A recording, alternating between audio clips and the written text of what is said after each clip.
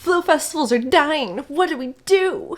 Ugh, what's going on?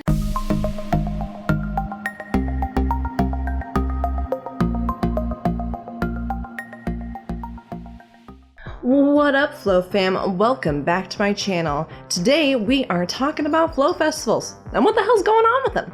First off, I just want to say that I love Flow festivals. I love what they've done for the community. I've been going to them for almost a decade now. So in no means is this video supposed to be like on anybody or, putting anybody down. Most of these people that run these events are my really good friends. I absolutely love them and I love what they're doing. But we're seeing a big issue in the Flow festival scene that maybe we can fix. So let's talk about it. Before we jump into that, if you haven't already, go ahead and subscribe to my channel, give it a like, and leave a comment while you're down there. I really want to know what your opinion is about the Flow festival scene. For the past couple years, we've been seeing a bit of a decline in festivals. And this is like almost all of the festivals across the board have been having this issue. I'll go into talking about some of the ones that are succeeding right now, talk about the different things that they're doing with their event that may or may not be something that we should do for other events. I am going to be completely, 100% transparent. We're gonna talk about the nitty-gritties of it. For some reason, what we're seeing is a much lower attendance for these Flow festivals. Whether it's FAI, UFG, Wildfire, we've been seeing a decline for a minute now. And I wanna figure out why exactly people aren't going to Flow festivals as much as they used to. Back in the day, there used to be a Flow festival almost every weekend. Sometimes there was even 2 a weekend. You could go from one coast to the other coast and back again. It was insane. There was a huge boom. So a lot of people are thinking that because of the influx of new festivals and the market being oversaturated, that people had too many options.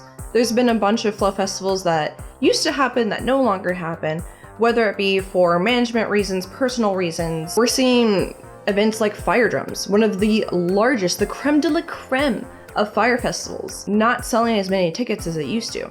I remember back in the day when Firedrums tickets would sell out like that.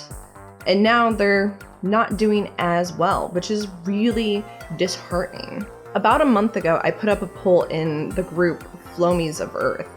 And I was asking everybody like, hey, why do you not go to Flow festivals? So I'm gonna link the poll down in the description so that way you can go and actually look at what people have said. I'll also include all the comments and everything that people had left. And the results were actually really surprising. The top result was, I do not go to Flow festivals because they're far away. That had 285 votes on it. At first I was like, well, there's nothing we can do about that. We can't move Firedrums closer to your house. But it got me thinking oh, okay. Too far away, so maybe we should be throwing these a little bit closer to cities. Which is something that Flow Fests do with Cassandra Tenenbaum. She throws festivals within cities around the country. The issue with those is it's hard to kind of collect money for them. So the festival is in a public park in the city, free to attend, but you have to pay for the workshops. So when you pay in, you get a wristband and whatnot, but it is really difficult to keep track of who has paid and who hasn't paid.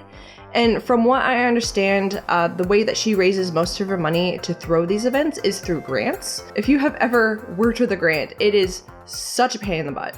And it isn't something that can really, replicated very easily. It takes a lot of work and a lot of hustling to get this money for these grants to do these things in the city.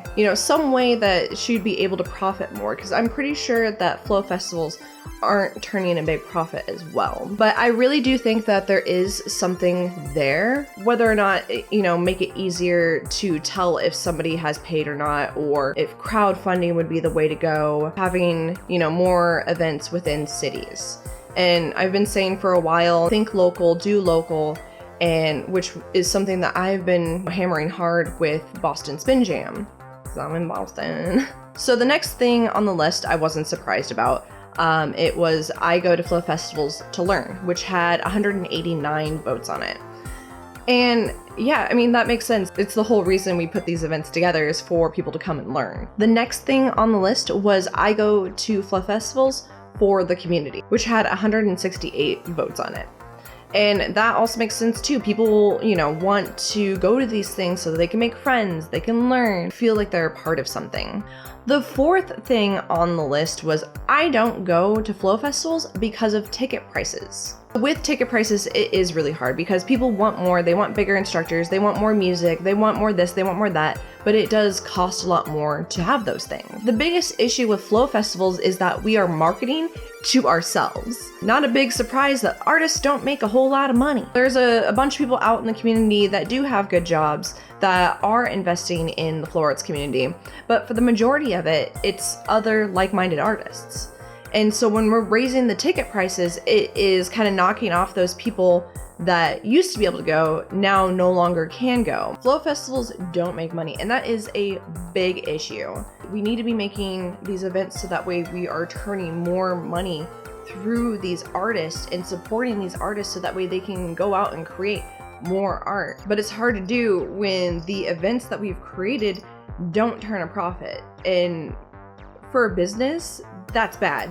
We should be turning profits and figuring out what we could do to turn a profit better. So let's talk about the festivals that are doing things a little bit differently. For one, Equilibrium has been bringing in, something a bit different. They're paying more for better music acts, and they also do flow arts competitions, which, I'm sorry, I just said competition from flow. People in the flow arts community have not been the most acceptive of competition within the flow arts, which I totally get. Like, I understand why people are like, I don't want to be, competing. I do this for a hobby, do this for the flow, friends and everything. I'm not looking to compete, which is totally fine. But Equilibrium did it, and it was a hit.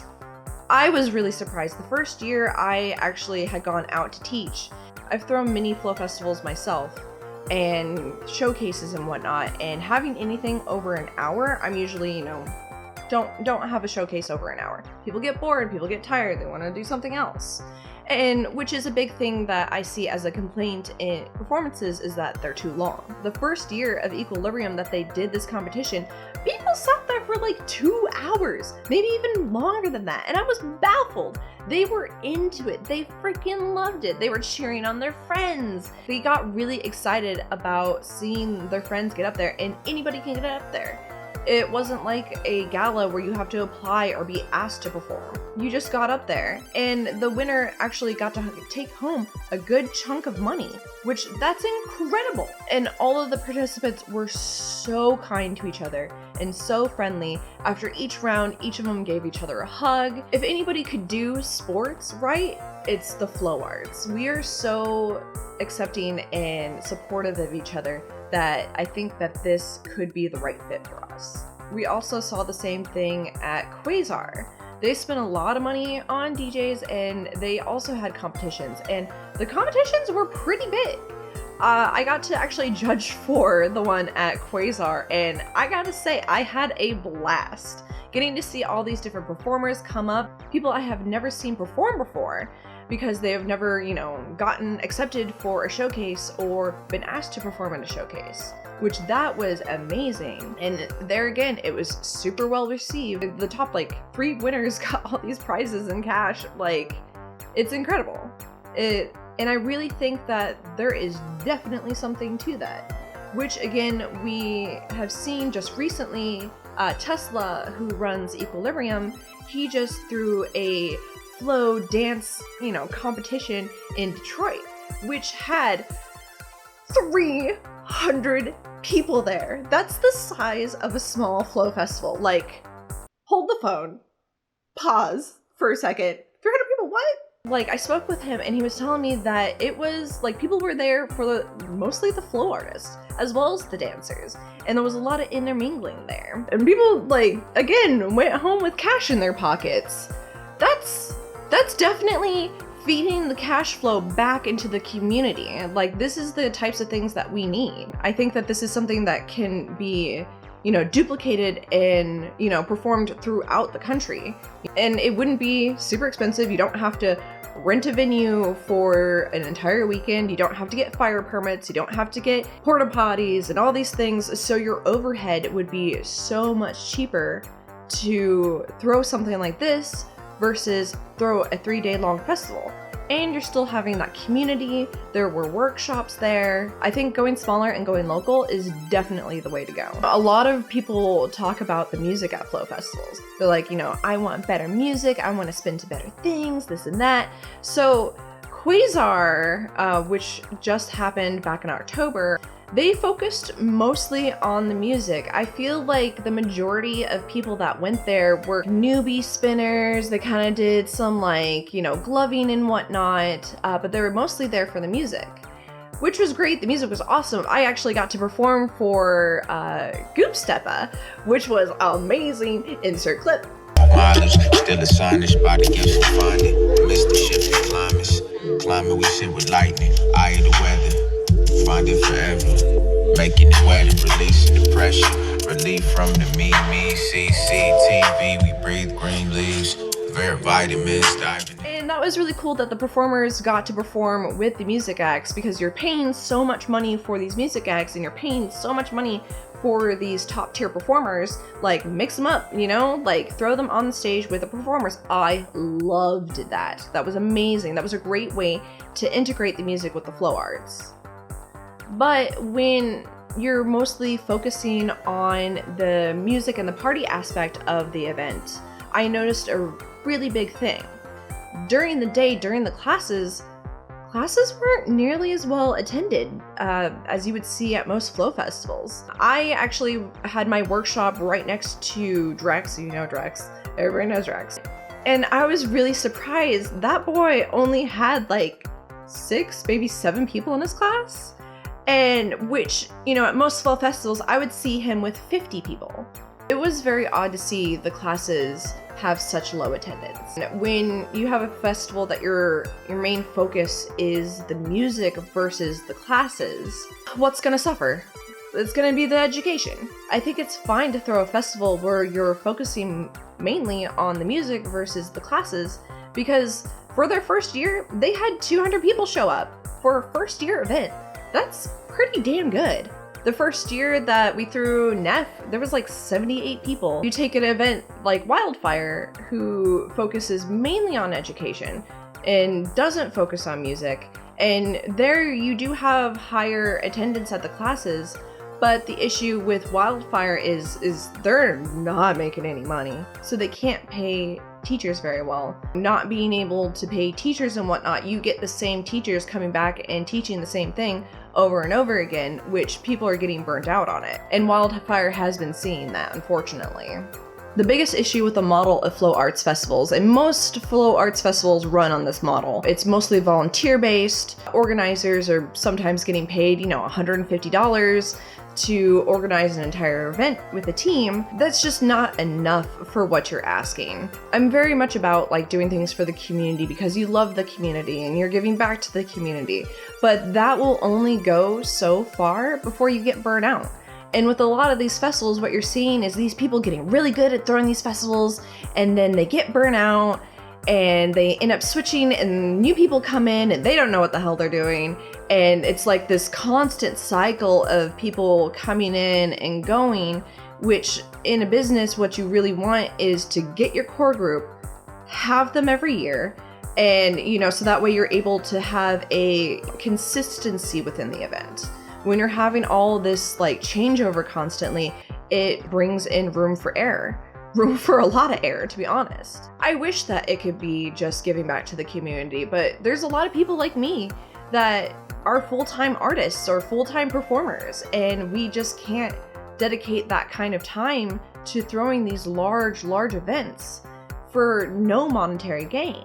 We also have events that are thrown by colleges, which the college festival circuit is pretty dope. Here in New England, there are many colleges that have Flow Arts events, and they're amazing. I absolutely love them, but there's a big issue with college events. The people that are throwing these events are college students, And you're, again, constantly getting a new cycle of students. Sometimes they're really into it, sometimes they're really not. If there's no students wanting to throw the event or being able to throw the event, then nobody can throw the event. These colleges don't let people from the outside come in to help. These students aren't being paid for their time, you know? They're there to go to school, they need to be learning things, studying, so having the time to be able to throw a 3-day long festival at a college is a lot. That is a tall order, friend. And I totally feel for them. I definitely get it. Flow artists need to be throwing these events and making the money and distributing money into the community. We need cash flow. I'm really interested to hear what all of you have to say about this. Please leave a comment down below. I really think that there is a solution here that we can all like kind of come together and create a format that works a lot better than most of this. Because right now, if things keep going the way they're going, I'm scared that flow festivals will just die and that the community won't have anything else and that the community is going to suffer. And that would be a huge hit. It's crazy because people want more, they don't want to pay for more, they want it to be closer to them. So what the hell do we do? So please tell me your ideas. I want to hear your ideas. Let's brainstorm together, and let's have a conversation about it. And if you really like this video, please subscribe and give it a like while you're down there. All the support and everything really goes a long way. This is Kimi. She's the cutest in the whole world. Yeah.